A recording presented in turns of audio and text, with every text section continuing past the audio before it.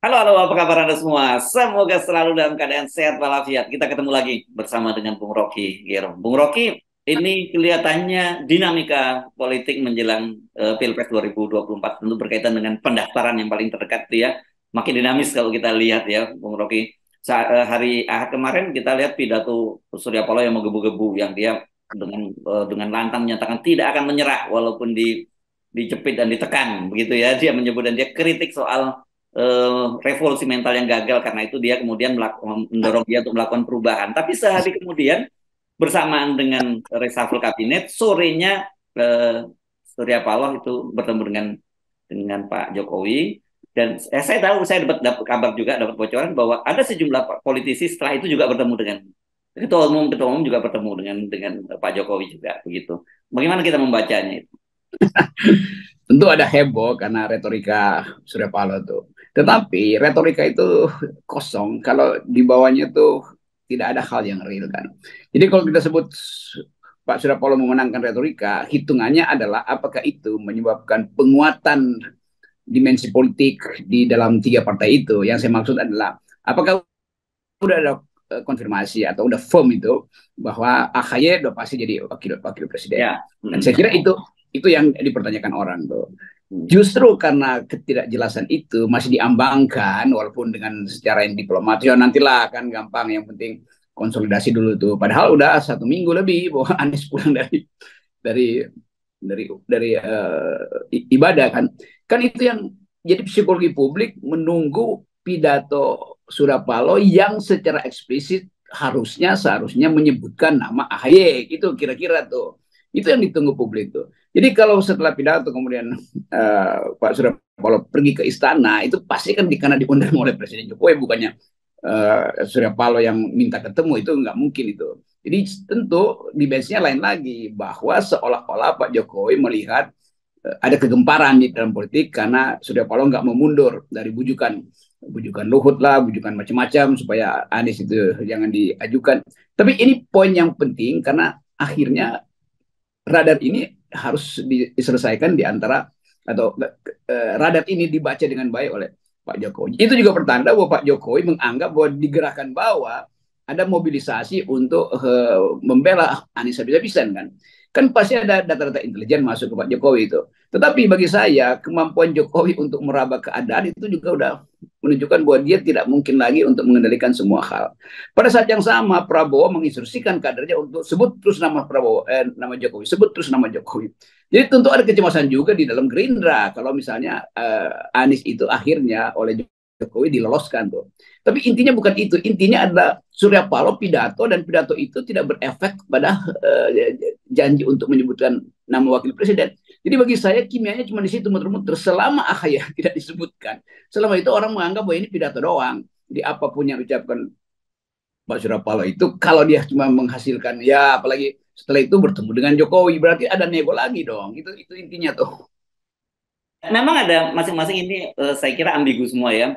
Karena pada Ya saat itu istilahnya tuh ambigu. ya, karena kemarin itu orang menafsirkan karena di acara yang di acara GBK itu Anies Baswedan tuh mengantarkan AHY ke mobilnya, begitu ya.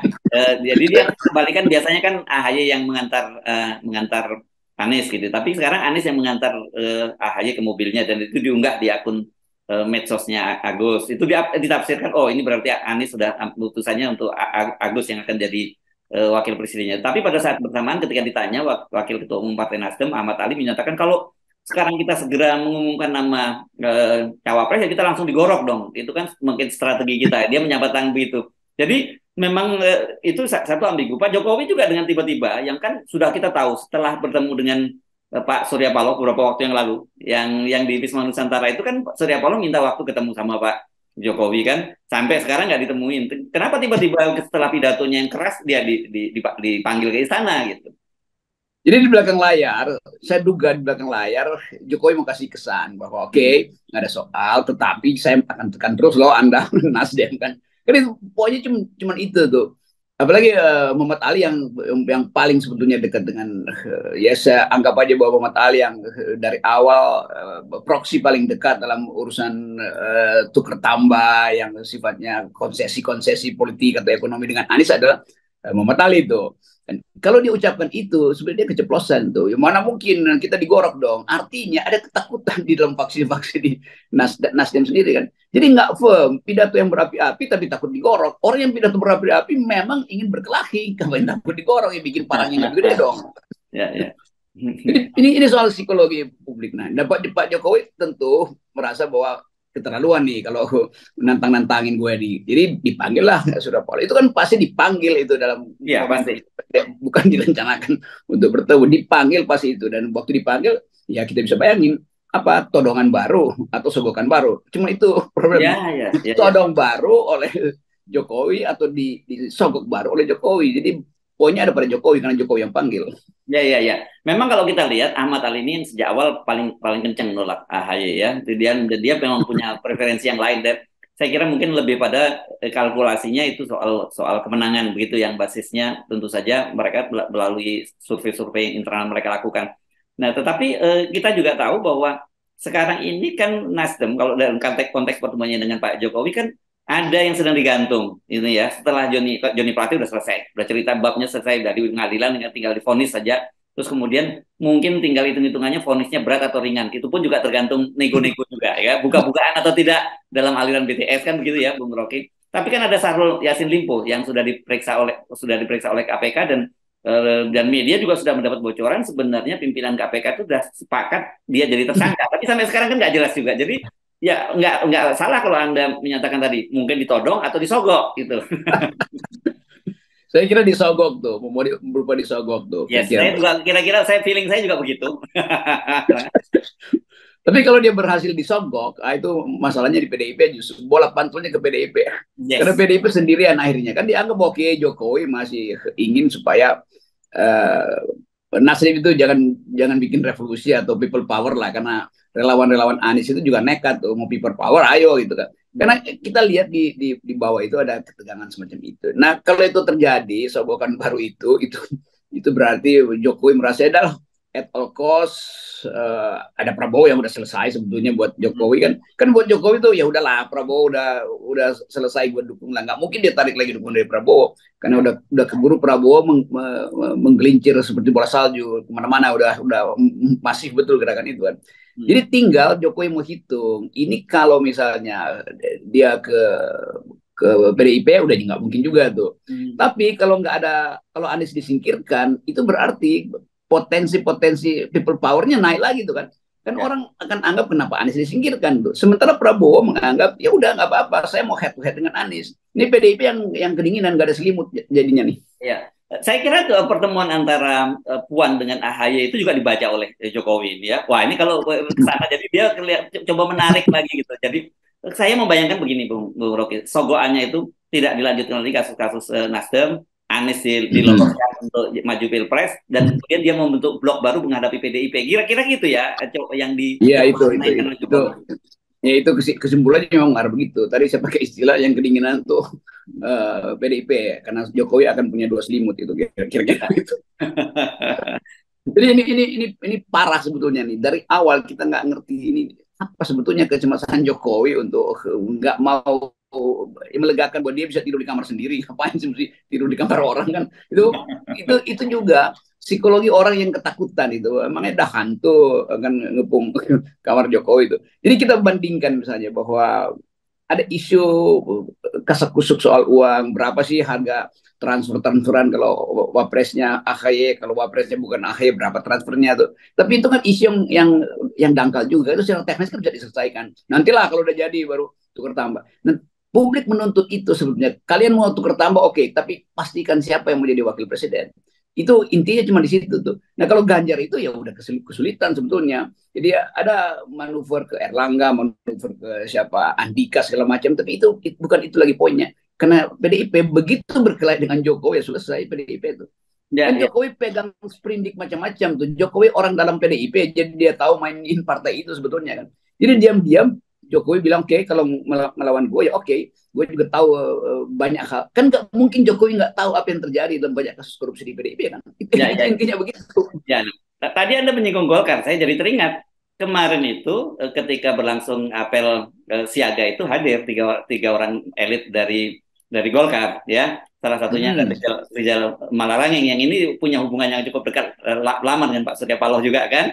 Dan saya Mhm. kira itu tidak seperti yang dikatakan oleh Erlangga bahwa oh itu kan Pak Surya bagaimanapun juga orang lama Golkar, kita bersahabat datang sana. Jadi pas Pak Surya juga ulang tahun. Saya kira nggak mungkin itu satu tanpa ada blessing dari Erlangga ya mereka berani datang ke situ. Yang kedua juga Erlangga tidak mungkin berani memberi blessing kalau tidak ada sinyal dari Pak Jokowi gitu.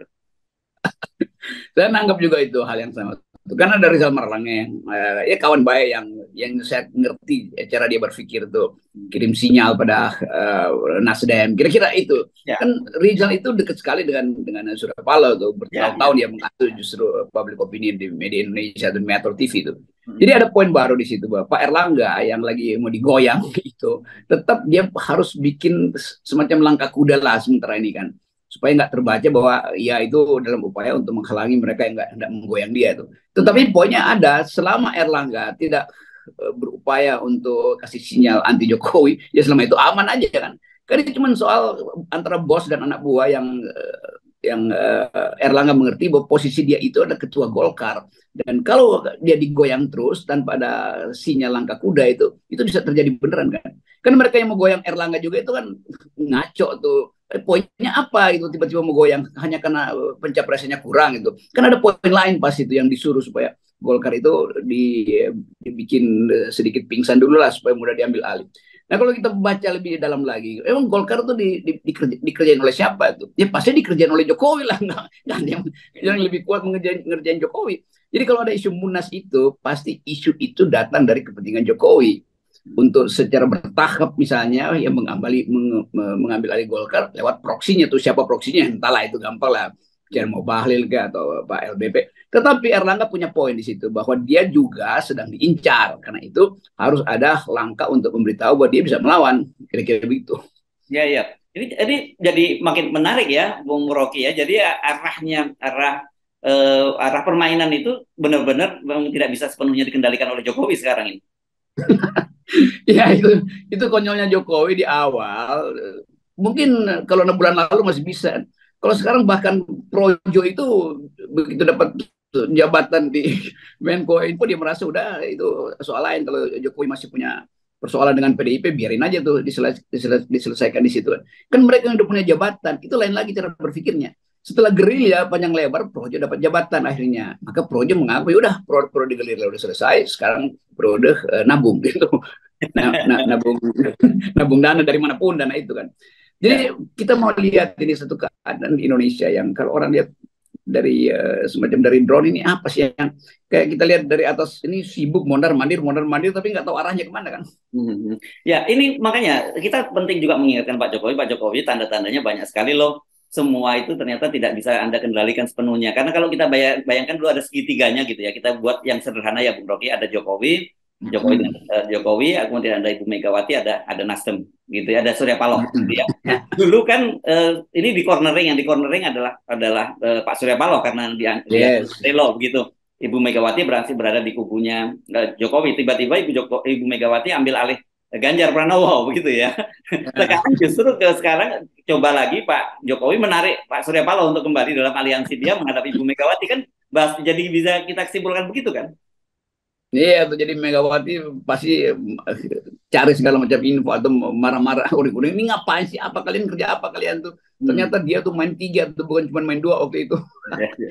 Jadi ini lucunya politik yang nggak diasuh oleh semacam etika tadi yang sering kita bicarakan itu kan. Jadi Hmm. ngalor ngidur mondar mandir dan sementara itu yang ngalor ngidur itu adalah Jokowi sebetulnya. Di cawe-cawe Jokowi menyebabkan dia terjebak sendiri tuh Hmm. antara kegelisahan dan ya dia mau gelisah nggak ada alasan dia gelisah tuh karena dia punya kekuasaan. Dia mau pakai kekuasaannya nggak efektif lagi tuh. Erlangga punya poin, Caimin punya poin, macam-macam tuh. Jadi ini orang yang apa istilahnya tuh kemampuan dia untuk membaca peta itu yang nggak ada sebetulnya. Ya, ya. Dan ini saya kira Cak Imin akan jadi PR baru juga ini buat Pak Jokowi karena dia sudah mulai menunggu kapan ketemu dengan Ibu Megawati dan Ibu Megawati saya lihat ini jadi peluang ini untuk melakukan serangan terhadap Jokowi gitu dengan mengganggu-ganggu dengan bertemu dengan Cak Imin gitu.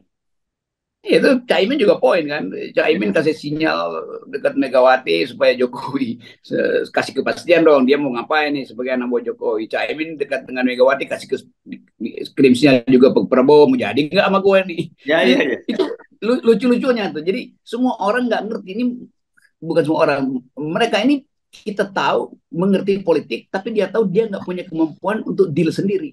Padahal Ya. ini ketua-ketua partai yang harusnya kokoh tuh. Jadi ajaib nih ketua partai tapi ngikut arus itu kan, Ya, ya udahlah apa ya, poinnya di situ kan. Lo ya. Caimin tuh ketua partai walaupun partai itu disinyalkan sebagai partai yang mungkin tidak akan jadi sangat besar, tapi dia mesti bangga bahwa dia ketua partai. Masa ketua partai kirim-kirim sinyal sama gue apa enggak tuh? Padahal, padahal kan Pak Prabowo sendiri sebenarnya udah memberi ke konsesi. Ini kan kita tahu sejak awal Caimin ini pokoknya harga call tingginya dia jadi wakilnya Prabowo kan gitu. Tapi dalam perjalanan kan Pak Prabowo tidak menginginkan itu. Tapi kemudian setelah dia ganggu-ganggu, Caimin ganggu-ganggu Pak Prabowo, akhirnya Pak Prabowo bilang, oke, pokoknya untuk urusan cawapres sepenuhnya menjadi kewenangan dari Caimin. Kan akhirnya begitu, ada konsesi juga yang diberikan oleh Prabowo pada Pak Caimin, tapi Caimin tahu, iya, gua mungkin diberi kewenangan, tapi belum berarti gua yang jadi calon wakil presidennya. Lebih baik ke PDIP aja, kan gitu kira-kira sekarang ini. Bayangin mental, mental kedudukan leader, mentalnya dealer kan akhirnya begitu kan Ya. Caimin kan. Padahal dia terus-menerus kasih sinyal bahwa udah firm dengan Prabowo kan ada koalisi seperti koalisi Indonesia Raya apalah gitu. Koalisi Tapi Kebangkitan kan Indonesia Raya. mental-mental begini, mental-mental begini yang ditonton oleh milenial. Jadi milenial menganggap kalian aja mesti swing kok, ngapain minta kita untuk firm. Ini Ya. bertambahlah swing voters, terutama di kalangan intelektual itu yang menganggap ya udahlah, nggak ya kayak anak-anak yang dikasih permen di sana terus tangannya bilang ke gue nih gue kasih 2 permen padahal lebih manis 1 permen, 2 permen isinya pahit sebetulnya kan. Itulah menggambarkan kekonyolan. Ya. Tapi saya kira makin makin asik nih Bung Rocky kalau kita amati situasinya malah. Ya asik aja karena bibit-bibit kehancuran kan mulai mulai terbaca tuh, dan kita selalu punya poin bahwa harus ada yang dihancurkan supaya bisa dibangun dengan bagus. Ya, dan dihancurkan itu berarti nolkan semua ya, Bung Rocky ya. Ya udah dibilangin di nol kan dari dulu. Nggak Oke, nyampe terima mereka. kasih Bung Rocky. Oke.